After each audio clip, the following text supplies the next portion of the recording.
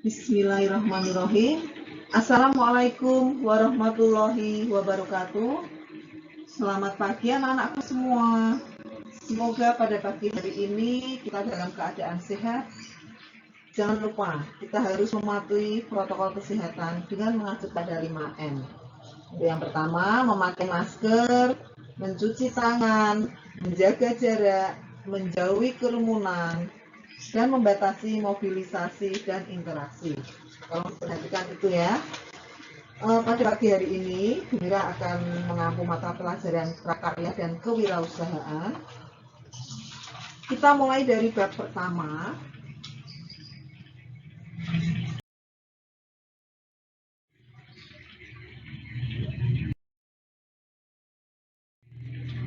Wirausaha produk kerajinan untuk pasar lokal. Untuk yang pertama itu adalah perencanaan usaha.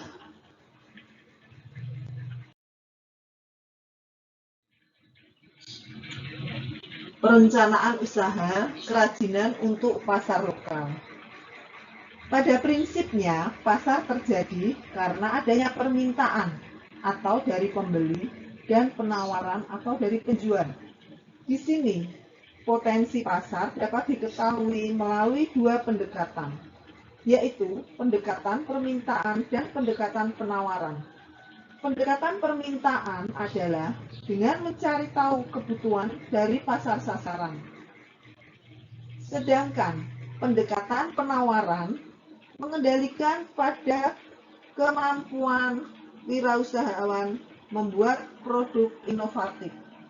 Jadi, kedua pendekatan ini dapat kita gunakan untuk mengatasi potensi pasar.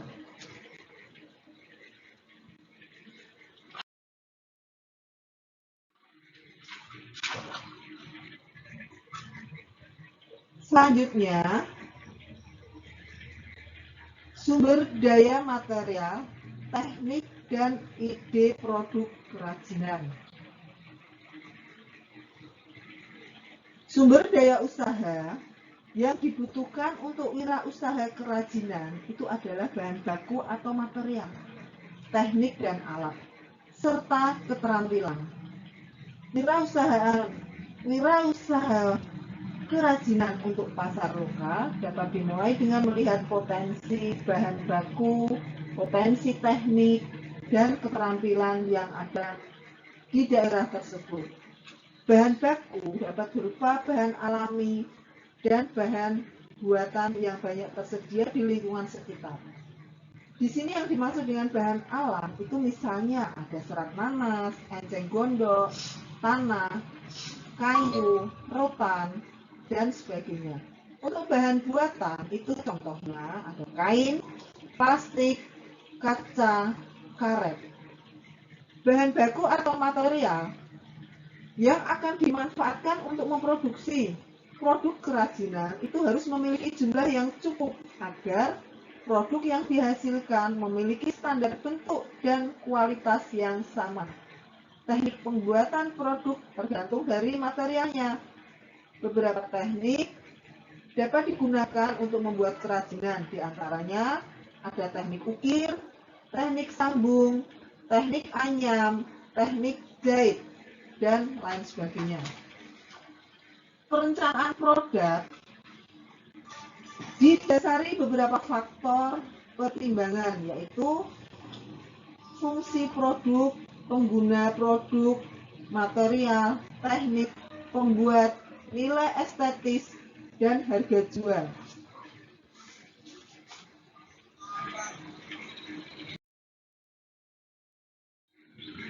Selanjutnya, yaitu perancangan dan produksi. Di sini perancangan dan produksi kerajinan untuk pasar lokal. Pertama, itu mencari ide produk dengan curah pendapat. Pasar sasaran telah dipetakan.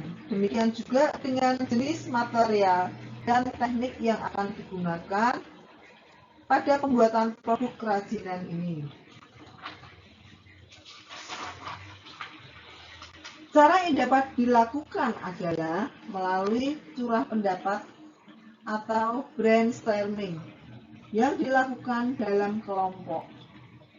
Pada proses brainstorming, setiap anggota kelompok harus membebaskan diri untuk menghasilkan ide-ide yang beragam dan banyak-banyaknya. Beri kesempatan juga untuk munculnya ide-ide yang tidak masuk akal sekalipun. Tuangkan ide-ide tersebut ke dalam sketsa. Kunci sukses dari tahap brainstorming dalam kelompok adalah jangan ada perasaan takut salah. Setiap orang berhak mengeluarkan pendapat, saling menghargai pendapat teman, boleh memberikan ide yang merupakan perkembangan dari ide sebelumnya, dan jangan lupa mencatat setiap ide yang muncul. Selanjutnya yaitu rasionalisasi. Yang dimaksud dengan rasionalisasi itu adalah proses mengevaluasi ide-ide yang muncul dengan beberapa pertimbangan teknis, diantaranya bagaimana cara menggunakan produk tersebut, apakah material yang sudah ada tepat untuk mewujudkannya, apakah memungkinkan untuk diproduksi dengan teknik produksi yang ada pada saat ini, bagaimanakah proporsi dan ukuran yang sesuai dengan produksi tersebut agar mudah digunakan oleh manusia, dan pertanyaan-pertanyaan lainnya. Yang selanjutnya yaitu prototyping atau membuat studi model. Sketsa ide yang dibuat pada tahap sebelumnya adalah format 2 dimensi. Artinya, dengan digambarkan pada bidang datar, produk kerajinan yang akan dibuat adalah berbentuk 3 dimensi. Maka studi bentuk selanjutnya dilakukan dalam format 3 dimensi, yaitu dengan studi model. Studi model dapat dilakukan dengan material sebelumnya maupun material sebenarnya. Material sebenarnya adalah material yang digunakan pada produksi kerajinan. Alat bantu yang dapat digunakan dalam membuat studi model adalah gunting, cutter, lem, selotip atau alat pemotong dan bahan perekat. Untuk yang selanjutnya yaitu menentukan desain akhir. Studi model dapat menghasilkan 3-5 buah model. Penetapan desain akhir dapat dilakukan melalui diskusi atau evaluasi. Proses evaluasi menghasilkan umpan balik yang bermanfaat dalam menentukan desain akhir yang dipilih.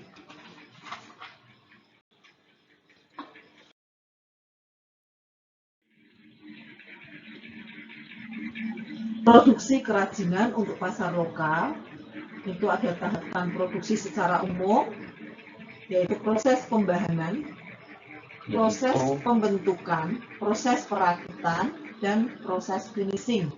Untuk proses pembahanan itu yaitu mempersiapkan bahan baku agar siap diproduksi. Sedangkan proses pembentukan membentuk bahan baku sesuai dengan produk yang akan dibuat.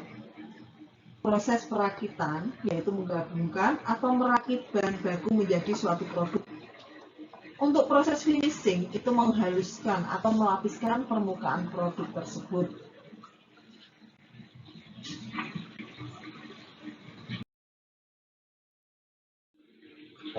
Untuk selanjutnya yaitu penghitungan harga jual. Untuk penghitungan harga jual produk adalah sejumlah harga yang dibebankan kepada konsumen yang dihitung dari biaya produksi dan biaya lain di luar produksi seperti biaya produksi dan promosi.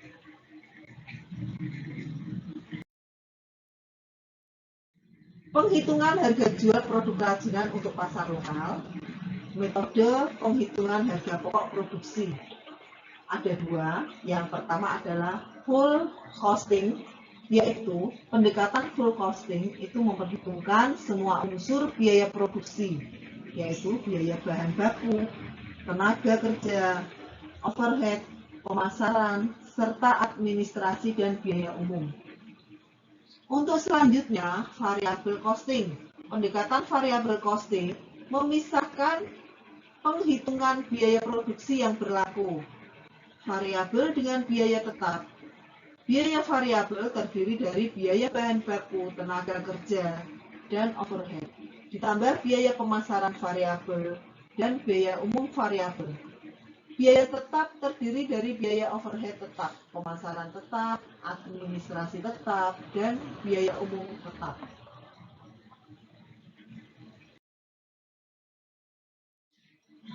Untuk selanjutnya yaitu metode penghitungan harga pokok produksi secara teori. Ada 3. Yang pertama, pendekatan permintaan dan penawaran atau supply and demand approach. Dari tingkat permintaan dan penawaran yang ada ditentukan harga keseimbangan, mampu dibayar konsumen, dan harga yang diterima produsen, sehingga terbentuk jumlah yang diminta sama dengan jumlah yang ditawarkan. Yang kedua, pendekatan biaya atau cost oriented approach, menentukan harga dengan cara menghitung biaya yang dikeluarkan produsen dengan tingkat keuntungan yang diinginkan, baik dengan markup pricing dan break-even analysis. Yang selanjutnya, pendekatan pasar atau market approach, merumuskan harga untuk produk yang dipasarkan dengan cara menghitung variabel-variabel yang mempengaruhi pasar dan harga seperti situasi dan kondisi politik, persaingan, dan sosial budaya.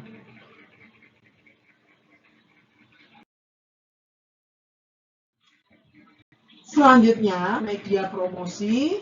Media promosi produk kerajinan untuk pasar lokal.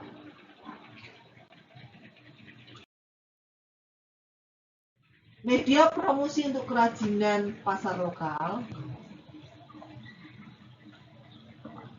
itu ada strategi pemasaran produk, memanfaatkan bauran dari strategi produk price dan promotion, atau dikenal pula dengan sebutan 4P.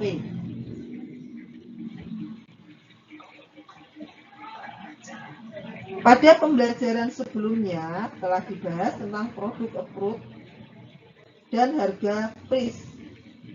Kesuksesan suatu produk di pasaran tidak hanya ditentukan oleh kualitas produk dan harga yang tepat, melainkan tempat penjualan atau place dan cara promosi atau promotion, kegiatan dan media promosi bergantung dari pasar sasaran yang merupakan target dari promosi tersebut dan tempat penjualan produk dilakukan.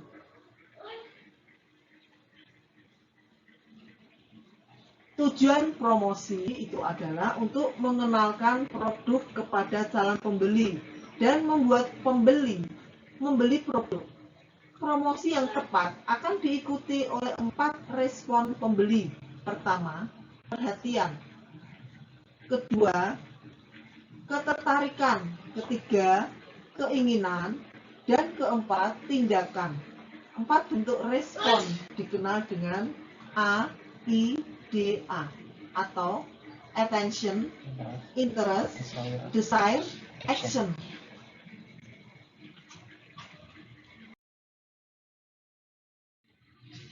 Jenis-jenis media promosi. Media promosi dapat dikelompokkan menjadi promosi above the line dan below the line. Above the line itu adalah promosi melalui iklan, seperti iklan di media cetak, iklan radio, poster. Promosi below line adalah promosi melalui kegiatan promosinya, contohnya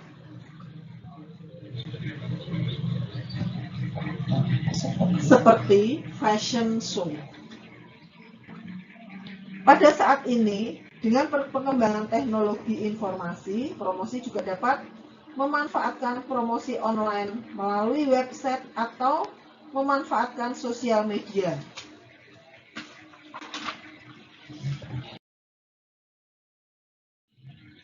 Untuk yang terakhir yaitu penjualan sistem konsinyasi.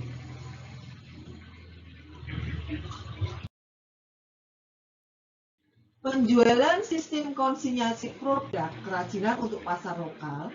Penjualan sistem konsinyasi itu adalah penjualan dengan cara menitipkan produk kepada pihak lain untuk dijualkan dengan harga jual dan persyaratan sesuai dengan perjanjian antara pemilik produk dan penjual. Perjanjian konsinyasi berisi hak dan kewajiban kedua belah pihak.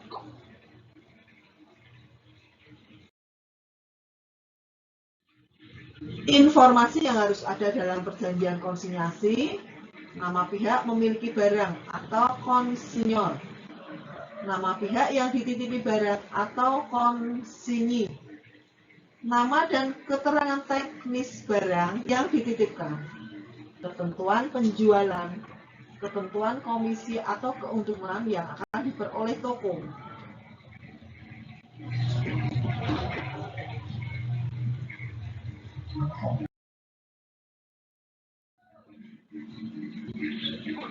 Anak-anak, untuk pelajaran pagi hari ini mungkin Bu Mira cukupkan sampai di sini.